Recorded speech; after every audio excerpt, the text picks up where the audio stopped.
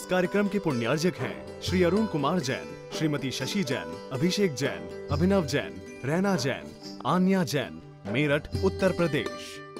ज्ञान और विद्या के सागर पूज्य गुरुवर अपने असीम अथाह समीचीन ज्ञान के द्वारा हम अज्ञानी जीवों के अंतरंग को सदा सम्यक्त्व से प्रकाशित करते रहें। इन्हीं भावनाओं के इच्छुक गुरुवर के पावन पवित्र चरणों में कोटि कोटि नमोस्तु।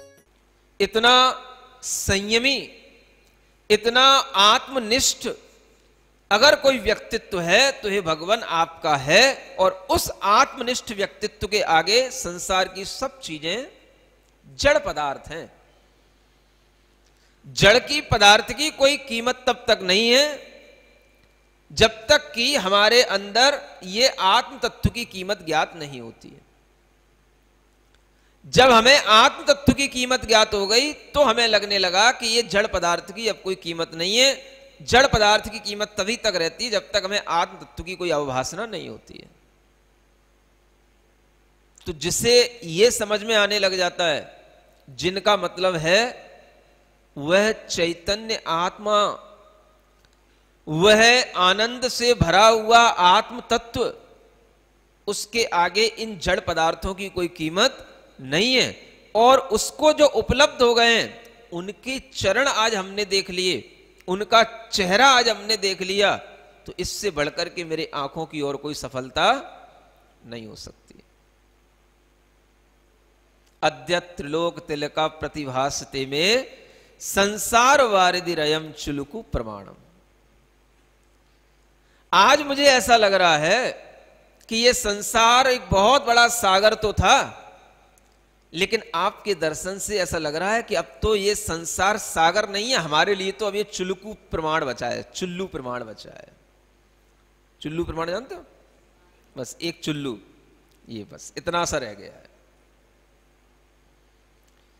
संसार तो उनके लिए संसार है जिन्होंने संसार में आपको देखा ही नहीं, आपको जाना ही नहीं, आपके रूप पर जिनकी दृष्टि टिकी ही नहीं, उनके लिए संसार है। और जब से हमने आपको जानना शुरू कर दिया तब से हमें सब दिखने लग गया कि दुनिया में संसार क्यों है। मिथ्या बुद्धि के कारण से आत्मा के अंदर यह संसार चलता है। और आज हमारी ये मिथ्या बुद्धि दूर हो गई, माने आज हमारा ये पूरा संसार छूट गया। आज हमारे लिए संसार बस इतना बचा है कि अब तो आपके चरण देखता रहूंगा, उन्हीं चरणों की शरण को प्राप्त कर किए रहूंगा, तो मुझे इस संसार में 2, 4, 10 भवों में मुक्ति मिल जाएगी। इतना विश्वास आ गया मुझे आपके दर्शन से। इसको बोलते हैं जिन बिंब दर्शन का दर्शन। सुन रहे हो? जब ऐसे दर्शन के भाव से भगवान की प्रतिमा का दर्शन करोगे तो मिथ्यात्व का उपशमन होगा, कसायों की शांति होगी, उपशम सम्यक दर्शन प्राप्त होगा। छायक सम्यक दर्शन तो तब होगा जब तुम्हें साक्षात अरिहंत भगवान मिल जाएंगे, लेकिन जब तक वो नहीं मिलते हैं तो जिन प्रतिमा के दर्शन से भी उपशम सम्यक दर्शन होता है, ये बहुत बड़ी उपलब्धि है आज हमारे पास में। और वही सम्यक दर्शन छायक हो जाना माने कभी भी वो श्रद्धा फिर छूटना नहीं, हमेशा के लिए वह श्रद्धा बनी रहना, उसको बोलते हैं छायक सम्यक दर्शन। तो वह श्रद्धा कब बनी रहेगी? अगर एक बार आपने साक्षात अरिहंतों के चरणों में बैठ करके मन में श्रद्धा का भाव बना लिया तो वह श्रद्धा हमेशा के लिए छायक हो जाएगी। अब इतनी इंपॉर्टेंस समझने के बाद में यदि हम अरिहंत का ध्यान करने की ओर आगे बढ़ते हैं तो हमें लगेगा कि अरिहंत भगवान का ध्यान चाहे हम प्रतिमा के रूप में करें या हम जो साक्षात नहीं है उन्हें हम अपनी कल्पना में ला करके करें, वो हमारे लिए बहुत बड़े कसायों की, मिथ्यात्व की, भ्रम की शांति का कारण है। उससे हमारी आत्मा की मलिनता दूर होती है। और जब ये होगा तो फिर रूपस्थ ध्यान करते करते करते करते आपकी दृष्टि रूपातीत की ओर जाएगी। रूपातीत का मतलब अब हम शरीर को छोड़ करके उस आत्मा को देखना चाहते हैं, उस आत्मा के गुणों की ओर देखना चाहते हैं जिस आत्मा ने शरीर धारण कर रखा है। तो ये क्या हो गया? रूपातीत। माने अब रूप से आप अलग हो रहे हो, उसके भी बियॉन्ड जा रहे हो आप, तब ये ध्यान आपका रूपातीत ध्यान कहलाएगा। तो उस रूपातीत ध्यान में क्या सोचना पड़ता है? तो आचार्य कहते हैं देखो अभी तक तो तुम मूर्ति देख रहे थे। मूर्ति का मतलब होता है जो पौद्गलिक मैटर है, मेटलिस्टिक चीज है, वो तो मूर्तिक शरीर है, इसमें स्पर्श है, रस है, गंध है, वर्ण है, वो सब चीजें। लेकिन आत्मा कैसी है? आत्मा इसके जस्ट अपोजिट है। जैसा मूर्तिक होता है आत्मा उसके बिल्कुल अपोजिट होता है। वो मूर्तिक नहीं होता, माने उसी को अमूर्तिक कहते हैं। और मूर्तिक को ही मॉर्टल कहा जाता है, और जो अमूर्तिक होता है उसको इमॉर्टल कहा जाता है। समझ आ रहा है? इंग्लिश के शब्द कहीं अलग से नहीं बनते हैं, सब इसी संस्कृत से ही बनते हैं, हिंदी से ही बनते हैं। मूर्तिक, मोर्टिक, मॉर्टल, मॉर्टक, मॉर्टल हो गया वो। मूर्तिक को क्या बोलते हैं? मॉर्टल। समझ आ रहा है? अमोर्टिक, अमोर्टक, अमोर्टल, इमॉर्टल, इमॉर्टल हो गया वो। जिनको बोलना नहीं आता अमूर्तिक, वो अमूर्तिक बोलते बोलते इमॉर्टल पे पहुंच गए, तो वो इंग्लिश हो गई। वो इंग्लिश को हम यहां लाए तो इंग्लिश में अब हम सीख रहे हैं। इंग्लिश में अमूर्तिक को क्या बोलते हैं? तो अब हमें समझ आ रहा, इमोर्टल। अमूर्तिक का मतलब अविनाशी, इमॉर्टल माने होता है अविनाशी। एक्चुअली उसका मीनिंग क्या होता है? हाँ, जो मूर्तिक है वो तो विनाशिक होता ही है। हर दिखने वाली चीज, हर दिखने वाला जो मैटर है वो हमेशा कहीं ना कहीं नष्ट होता रहेगा। लेकिन जो इमॉर्टल है वो ही अविनाशी होता है, अमूर्तिक है वो। तो वो अमूर्तिक क्या है? आत्मा जो है वो अमूर्तिक है। शरीर अमूर्तिक नहीं है, शरीर तो मूर्तिक है इसलिए विनाशी है, और आत्मा अमूर्तिक है इसलिए अविनाशी है। तो रूप को देखते देखते हमारी दृष्टि में क्या आने लगता है? उस आत्मा की ओर दृष्टि जाने लग जाती है। अमूर्तम अजम अव्यक्तम। अगर आपको रूपातीत की ओर जाना है तो मूर्त से अमूर्त की ओर जाने की कोशिश करना, जिसमें कोई रूप नहीं है, कोई कलर नहीं, कोई उसका टच की सेंसेशन नहीं, कोई उसके अंदर स्मेल नहीं, कोई उसमें टेस्ट नहीं। ऐसी भी कोई चीज होती है जिसको हम अपनी आई से कोई भी देख ही नहीं सकते, क्योंकि आई से दिखने वाली चीज तो मूर्तिक होगी। आत्मा कैसा है? अमूर्तिक है, आंखों से नहीं दिखेगा। अब रूपातीत जाना है तो आंखों से नहीं देखना पड़ेगा, अब ध्यान की आंखों से देखना पड़ेगा। किसकी आंखों से? हां, ज्ञान की आंखों से जब तक देखते रहे तब तक हमें रूप दिखता रहा। जब हम ध्यान की आंखों से देखेंगे तब हमें रूपातीत दिखेगा। तो अमूर्तम, आत्मा कैसा है? अमूर्तिक है। समझ में आ गया? जिसका शरीर से बिल्कुल विपरीत स्वभाव है, और वो विपरीत स्वभाव वाला आत्मा ही इस शरीर को धारण किए हुए बैठे हैं। हम केवल अभी रूप को देख रहे थे, अब हमारे मन में आया रूप कब तक देखेंगे, अब हमें रूपातीत होना है। समझ आ रहा? उस मूर्तिक के परे भी हमें अपनी दृष्टि ले जाना है। लेकिन जैसे ही वहां जाओगे आपको कुछ नजर नहीं आएगा, क्योंकि आपके दिमाग में कोई अचेतन पदार्थ की तो अवधारणा है, चेतन पदार्थ की कोई अवधारणा ही नहीं है। हमारे लिए मूर्तिक का तो अभ्यास है, अमूर्तिक का कोई अभ्यास ही नहीं है देखने का, तो उसमें ठहरना कठिन हो जाता है। कोई बात नहीं, अगर आप रूपातीत नहीं भी हो पाओ तो आप रूपस्थ भी रहोगे, तो आप उस चीज पर टिके हो जिसके अंदर ही रूपातीत है। समझ आ रहा है? उस व्यक्ति के ऊपर जब आप टिक गए हो तो इसका मतलब है उसके व्यक्तित्व से भी आपका परिचय धीरे धीरे हो जाएगा जो भीतर छिपा हुआ है। आप अपने घर में किसी बर्तन में कोई बहुत अच्छा मीठा पदार्थ या कोई सामग्री रखे बैठे हो, समझ आ रहा है, और मान लो बर्तन का ढक्कन इतना टाइट है वो खुल नहीं रहा है, क्या करोगे? अगर आपको मालूम है कि इसमें वो चीज है, स्वादिष्ट चीज इसी में है, तो आप क्या करोगे? बर्तन फेंक दोगे? भाई वो चीज तो मिल ही नहीं रही है, जो हमें लेना था वो तो हमें दिख ही नहीं रहा, मिल ही नहीं रहा, वो तो बहुत टाइट है। टाइट तो है लेकिन मिलेगा तभी जब तू इसको पकड़े रहेगा, समझ आ रहा है? क्योंकि ये तेरे पास रहेगा, कभी ना कभी इसका जब ये लॉक खुल जाएगा, ढक्कन खुल जाएगा, तो तुझे वो चीज मिल जाएगी, लेकिन उस बर्तन को तो थामे रहे। अब तू उस बर्तन को ही फेंक देगा, उसी से दृष्टि हटा लेगा, तो ये उस बर्तन के अंदर जो रखा हुआ है वो कभी मिलने वाला नहीं है। सिद्ध बनना है, सिद्ध बनना है, अमूर्त आत्मा को देखना है, चैतन्य का अनुभव करना है। अरे जब होएगा तब हो जाएगा, जब तक नहीं हो रहा है तू इस अरिहंत को ही पकड़े बैठा रहे, समझ आ रहा है?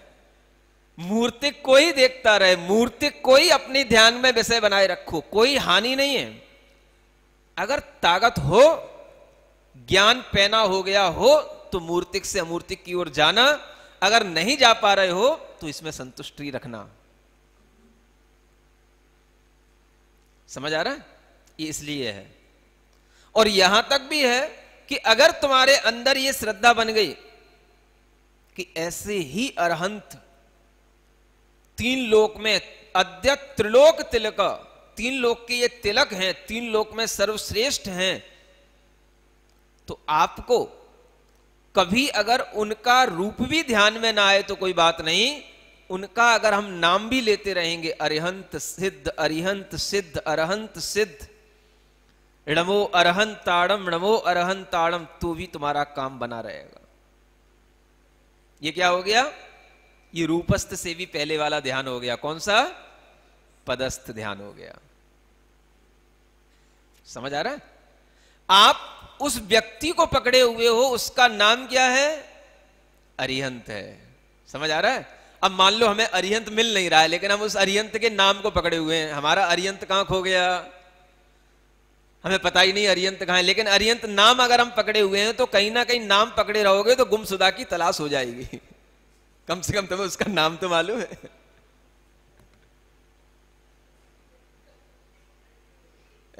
नहीं समझ आ रहा? जब नाम ही नहीं मालूम होगा तो तलाश किसकी करोगे? तो इसलिए ये पदस्थ ध्यान हो गया। ये भी पकड़े रहोगे, अरिहंत अरिहंत अरिहंत भी करते रहोगे, नमो अरिहंताड़म भी करते रहोगे, तो भी तुम्हारे लिए कोई नुकसान नहीं है, तो भी तुम्हें अरिहंत मिल जाएंगे। समझ आ रहा है? इसलिए ये सब ध्यान की प्रक्रिया हमें बताई जा रही है कि हम किसी भी ध्यान की प्रक्रिया में अपने आप को लगा लें, हम वहीं पहुंचेंगे अगर हम विभ्रम छोड़ करके चलेंगे तो, भ्रम छोड़ के चलेंगे तो। बाकी सब भ्रम छोड़ो पीछे और इस सही चीज की तरफ आगे बढ़ो। अमूर्तिक आत्मा आपको रूपातीत ध्यान में दिखाई देगी। अगर आपके अंदर थोड़ा सा ज्ञान होगा तो आप उस चीज को महसूस कर पाएंगे, क्योंकि ध्यान में केवल महसूस ही किया जाता है और कुछ देखने को नहीं आता है। कोई भगवान उतर के नहीं आ जाएगा आपके ध्यान में एकदम से, जैसे पिक्चरों में दिखाया जाता है, वो आ गया, भगवान आ गया। समझ आ रहा है? वो आपके हृदय में जाकर के बैठ गया, भगवान ने आपको अपने हृदय में बिठा लिया। समझ आ रहा है? ये सब पिक्चरों की बातें हैं, ये सब भ्रम की बातें हैं। आप भ्रम में ना रहें। कभी भी भगवान ना आपके अंदर दिखाई देगा, ना भगवान आपको अपने अंदर बिठाएगा। आपको केवल भगवान जो सिद्ध के रूप में है, आत्मा के रूप में, उसे महसूस करना होगा। समझ आ रहा है? तो वो महसूस करने के लिए ही ध्यान किया जाता है। अगर महसूस होने लग जाए तो समझ लेना मैं रूपातीत ध्यान की तरफ पहुंच रहा हूं। और क्या महसूस करना? कोई दो चार बातें तो बताओ महाराज। एक बात में मन नहीं टिकेगा, अमूर्त में कब तक मन टिकेगा? तो दूसरी बात यह है, वो आत्मा अज है। अज, अज का मतलब होता है जन्म से रहित है। उसे ऐसे रूप में देखना कि ये जो आत्मा है अब ये कहीं जन्म लेने नहीं जाएगा, कभी संसार में उतरेगा नहीं। अब ये किसी भी संसार के किसी भी मां के अंदर, किसी भी प्राणी के अंदर ये गर्भ में धारण करने के लिए अपनी आत्मा को नहीं उतारेगा। अब इसका कभी जन्म नहीं होगा। क्यों ऐसा हो गया? ये आत्मा जन्म से रहित हो गया। हम ध्यान उसी का कर रहे हैं जो आत्मा जन्म से रहित हो गई हो। मृत्यु तो कहने के लिए है, केवल शरीर छूटना है, वो अंतिम है। उसके बाद में फिर उस आत्मा का शरीर छूटने के बाद में कहीं शरीर धारण करने का कोई प्रसंग होगा ही नहीं, कोई पॉसिबिलिटी उसकी है ही नहीं।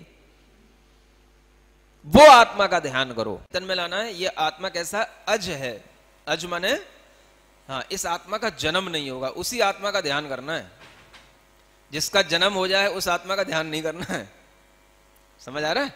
वो अब कभी भी अवतार लेगा ही नहीं कहीं पे जन्म होने के लिए, उसी आत्मा का ध्यान करना है। फिर तीसरी क्वालिटी है अव्यक्त। एक बार जो अव्यक्त हो गया माने अब पकड़ में नहीं आएगा, उसे हम व्यक्त नहीं कर पाएंगे, माने प्रकट रूप में नहीं देख पाएंगे, वो अव्यक्त है। जो आत्मा शुद्ध रूप में हो जाएगा वो अव्यक्त हो जाएगा। अब आप इन कल्पनाओं को अपने दिमाग में रखे हो कि भगवान कभी व्यक्त होगा, भगवान कभी प्रकट होगा, भगवान कभी हमें दिखाई देगा, ये सब मिथ्या कल्पनाएं हैं। ये सब आपके दिमाग के भ्रम हैं। इन सब भ्रमों को छोड़ो। भगवान कभी सामने नहीं आता, भगवान कभी प्रकट नहीं होता, भगवान कभी व्यक्त नहीं होता, भगवान कभी अवतार नहीं लेता, भगवान कभी जन्म नहीं लेता, भगवान कभी शरीर धारण नहीं करता। ये दिमाग में रखोगे तो कुछ सही रास्ते पर आओगे। सुन रहे हो? सुन रहे हो कि नहीं?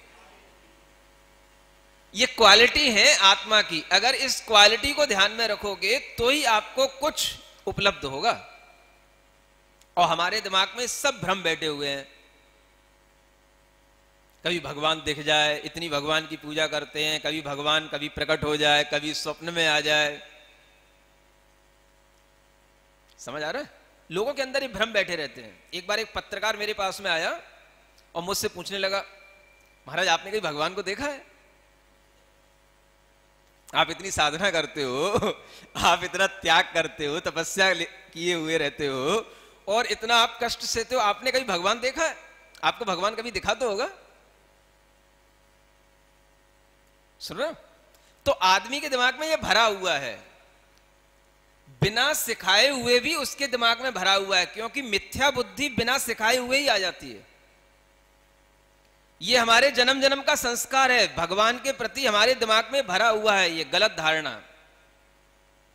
इसे सिखाना नहीं पड़ता है, ये बिना सिखाए हर किसी के दिमाग में है। ध्यान करोगे भगवान दिखने लगेगा, त्याग करोगे भगवान प्रसन्न हो जाएगा, तपस्या करोगे भगवान तुम्हें स्वर्ग पहुंचा देगा। ये सबके दिमाग में भरा हुआ है भगवान के लिए। और these all are misconception about God. भगवान के प्रति ये सारी की सारी धारणाएं सब गलत हैं। तो मैंने उससे कहा कि मुझे भगवान देखने के लिए मैं भगवान की तपस्या नहीं कर रहा हूं, मुझे खुद भगवान बनना है, मुझे खुद भगवान को देखने जाना है, इसलिए मैं तपस्या कर रहा हूं। मैं भगवान को यहां पे बुलाऊंगा नहीं देखने के लिए। समझ आ रहा है? हम स्वयं भगवान से जाकर मिलेंगे। एक भजन है, कभी पूरा पढ़ लेना। समझ में आ रहा है? हाँ, उसकी लाइनें में ये आया है, हम स्वयं भगवान से जाकर मिलेंगे। ये क्या तरीका होता है? भगवान को दिख गए कि नहीं, भगवान मिल गए कि नहीं, भगवान प्रकट हो गए कि नहीं, हाथ पे आंवले की तरह है ना, कोई भी फल रखा हुआ, देखो भाई ये रहा आत्मा। ये सब फालतू की बातें हैं। आत्मा को ऐसे ना दिखाया जा सकता है और ना कोई देखने की इस तरीके की चेष्टा कर सकता है। आत्मा कैसा है? अव्यक्त है। परमात्मा का भी आत्मा अव्यक्त है, हमें उसे अव्यक्त रूप में ही देखना है। और वही अव्यक्त आत्मा पर श्रद्धा करके हमें महसूस करना है कि मेरा आत्मा भी अव्यक्त है, वो भी प्रकट नहीं है। ये आत्मा के जब ये गुण ध्यान करके आत्मा ध्यान प्रारंभ करते हैं, तब आचार्य कहते हैं चिदानंदमयम शुद्ध ममूर्तम परमाक्षरम स्मरेन अत्र आत्मनात्मानम सद्रूपातीतम इष्यते तद्रूपातीतम इष्यते। इस तरह से चिदानंदमय शुद्ध अमूर्तिक परम अविनाशी अक्षर स्वरूप उस आत्मा को आत्मा में ही जब ध्यान किया जाता है तब वह रूपातीत ध्यान कहलाता है। इसका नाम क्या है? रूपातीत ध्यान। आत्मा का आत्मा के गुणों के साथ में इस तरह से ध्यान करना। अब यहां एक बहुत अच्छी बात कही जा रही है, वदंती योगिनो ध्यानम चित्तम एवं मनाकुलम। एक प्रश्न किया जा रहा है, योगी लोग तो ध्यान उसी को कहते हैं कि अनाकुल चित्त हो, उसी का नाम ध्यान है। एक ये परिभाषा भी बताई गई है, चित्त की अनाकुलता का नाम ध्यान है। समझ आ रहा है? हमें समझाया जाता है चित्त की आकुलता से रहित होने का नाम ही धर्म है। कुछ लोगों को पता है धर्म किसे कहते हैं? चित्त में जिसमें व्याकुलता बिल्कुल ना हो उसी का नाम धर्म है। तो भाई ये क्यों आकुलता पैदा कर रहे हो? अब उस पर अपनी दृष्टि लगाओ, उसको ध्यान में रखो, उसको अपने ज्ञान का विषय बनाओ, ये सोचो वो करो, इससे तो चित्त में आकुलता आएगी ना। नहीं समझ आ रहा है? ये चित्त में आकुलता आएगी तो फिर इसका स्मरण क्यों किया जाए, इसका ध्यान क्यों किया जाए जब इससे भी चित्त में आकुलता? हम तो बिल्कुल निश्चिंत बैठे हैं। जैसे आजकल लोग कहते हैं ना, भाई धर्म क्यों किया जाए, क्यों मंदिर आया जाए, क्यों मुनि महाराज को हार दिया जाए। हम तो बिल्कुल निश्चिंत बैठे, हमें कुछ नहीं करना है, हमें कोई आकुलता करना ही नहीं है। कोई भी काम करोगे आकुलता तो होगी। मंदिर आना है, टाइम से आओ, ये कपड़े पहन करके आओ, इस तरह से दर्शन करो, ये हाथ में सामग्री लेके आओ। क्या आकुलता करना है? हम निराकुल होकर के घर में अपनी कुर्सी पे बैठे हैं, धर्म हमारा चल रहा है। आहार दान दो, इस तरह से शुद्धि रखो, इस तरह की वस्तुएं लाओ, इस तरह की शुद्धि की चीजें बनाओ। समझ आ रहा है? इतना जो है आकुलता करो, तब जाकर के कोई दान होगा, तब कोई धर्म होएगा। हमें नहीं कोई ऐसा धर्म करना, निराकुलता से बैठो।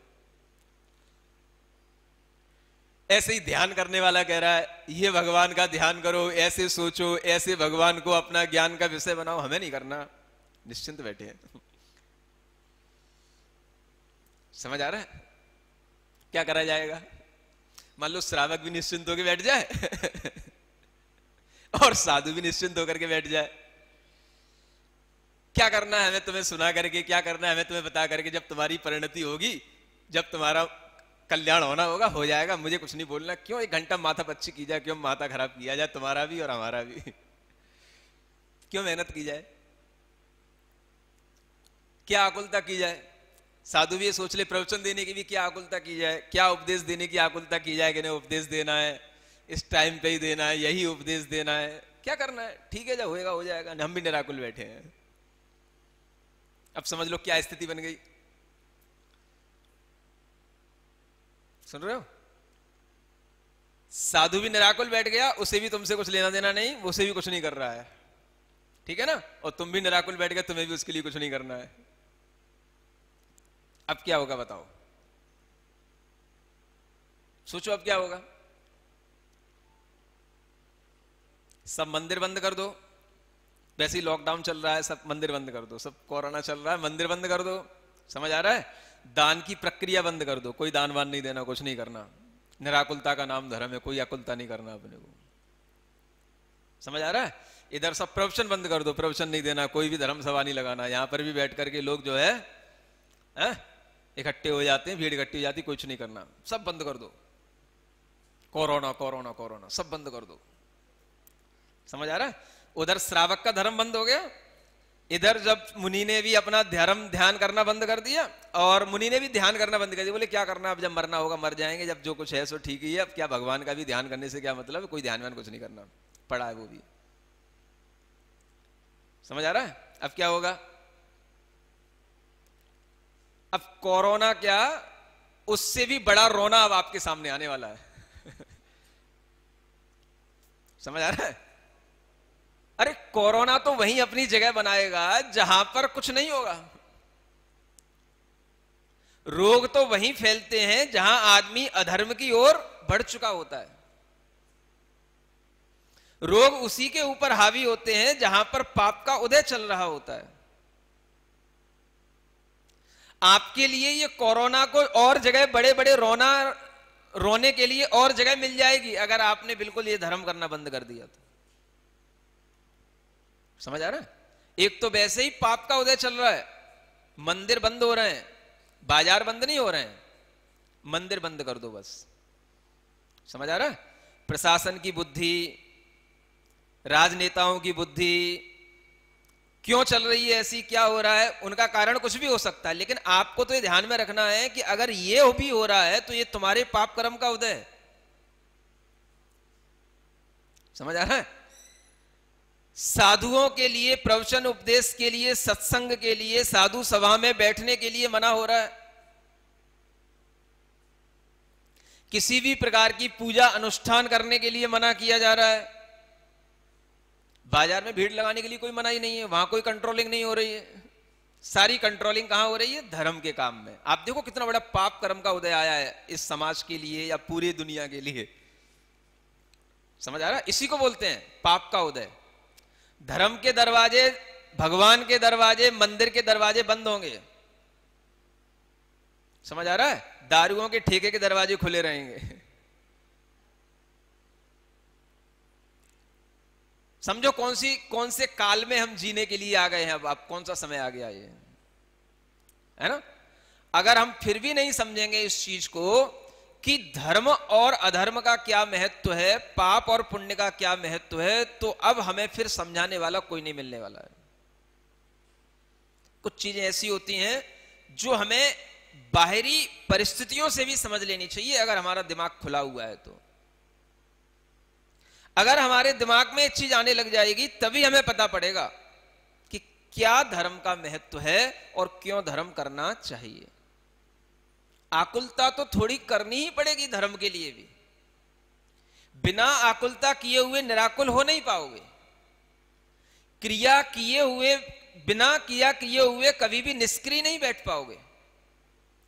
निष्क्रिय होने के लिए भी हमें क्रिया करनी पड़ती है। सिद्ध बनने के लिए भी पहले अरिहंत बनना पड़ता है और अरिहंत बनकर के पहले बोलना पड़ता है, तब बाद में सिद्ध बनना पड़ता है। अब कभी नहीं बोलना। समझ आ रहा है? शून्य में जाने के लिए भी हमें पहले गति करनी पड़ती है, तब हम शून्य में पहुंचते हैं। रुकने के लिए भी हमें पहले चलना पड़ता है, तब हम रुक पाते हैं। समझ आ रहा है? हर चीज के लिए हमें उस अल्टीमेट गोल की प्राप्ति करने के लिए उससे पहले का जो प्रोसीजर होता है वो हमें करना ही होता है और उसी का नाम है क्रिया। तो धर्म की क्रिया भी हमें आकुलता से रहित, उसका वो हमारा लक्ष्य है। वो कब मिलेगी आकुलता से रहित होना? जब हम उस धर्म की क्रिया से गुजर चुके होंगे। और धर्म की क्रिया करने से पहले ही अगर हम ये सोचेंगे तो ये तो वही स्थिति हो गई भाई। गाड़ी चलाने से पहले, समझ आ रहा है, हमें तो गाड़ी पर बैठना है। समझ आ रहा है? तो एक तो गाड़ी पर हम बैठे हैं, तो घर में गाड़ी खड़ी है, हम अपनी गाड़ी पे बैठ गए, गाड़ी पे बैठे हैं। और एक गाड़ी चलाने के बाद हम गाड़ी पे बैठे हैं। समझ में आ रहा है? उसमें भी गाड़ी पे ही बैठे हैं। दोनों में अंतर है कि नहीं? जो गाड़ी पे चलाने के बाद में, गाड़ी पे बैठने के बाद में जहां पहुंचोगे, उसका जो आनंद है वो आनंद घर में गाड़ी खड़ी है स्टैंड पर, उसी पे बैठ गए, उसमें आनंद आएगा क्या? हम तो निराकुल बैठे हैं। तो ये निराकुल बैठने का मतलब आप अपने घर में अपनी गाड़ी पर स्टैंड पे बैठे हो और आप समझ रहे हो हम गाड़ी के बैठने का आनंद ले रहे हैं, हम गाड़ी से पहुंच रहे हैं, हम गाड़ी को हैंडल पकड़े तो हम चले जाएंगे, कहीं ना कहीं पहुंच जाएंगे। निराकुलता चलने के बाद आएगी। शांति, विश्राम जो होता है वो थकने के बाद विश्राम का मजा आता है। क्या समझ में आ रहा है? नींद भी चलने के बाद, थकने के बाद जब आती है तो ही नींद का आनंद आता है। चलोगे नहीं, थकोगे नहीं तो नींद क्या आएगी। अब बोले चलने के बाद भी थकना पड़ता है, नींद लेनी पड़ती है, उससे पहले ही हम सो जा रहे हैं, हम पहले नींद ले रहे हैं, तो वो तुम्हारा आलस्य कहलाएगा, वो नींद नहीं कहलाएगी। उसमें तुम्हें आनंद नहीं आएगा, उसमें तुम बस गलोटे खाते रहोगे। समझ में आ रहा है? तो क्रिया करने के बाद ही, आकुलता करने के बाद ही निराकुल हुआ जाता है। दान की क्रिया करो, उस दान की क्रिया होने के बाद जो आपको शांति मिलेगी। आहा, हमने आज मुनि महाराज को दान करके उनका आज आहार निर्विघ्न करा दिया, इसका नाम है निराकुलता। ये जो आपके अंदर भाव आया, आज मैंने बहुत बड़ा काम कर लिया। मुनि महाराज दिन में एक बार आहार लेते हैं, आज हमने उनके लिए आहार करा के दिन भर के लिए धर्म का साधन उन्हें उपलब्ध करा दिया। इतना आज हम निश्चिंतता महसूस कर रहे हैं, आज हमने बहुत बड़ा काम कर लिया। लेकिन वो काम करने से पहले कितनी ऐसे करना, ऐसे करना, ये होना, वो होना। समझ आ रहा है? वो आकुलता भी धर्म है। क्यों? क्योंकि आपको जिस निराकुलता का अनुभव होना है वो इस आकुलता के बाद ही होएगा। यूं ठूठ से बैठे रहोगे, घर में खड़े रहोगे तो कोई धर्म नहीं होने का। समझ आ रहा? ऐसे ही मंदिर में आने के बाद, दर्शन करने के बाद, पूजन करने के बाद जो शांति आती है उसका नाम निराकुलता, वो धर्म है, उसका फल। समझ आ रहा है? इसी तरीके से ध्यान की प्रक्रिया करने के बाद में ये सोचना, वो सोचना, ये चिंतन करना, इतना ज्ञान लेना, और उसके बाद में फिर जो हमें उससे शांति मिली, ये है निराकुल सुख। समझ में आ रहा है?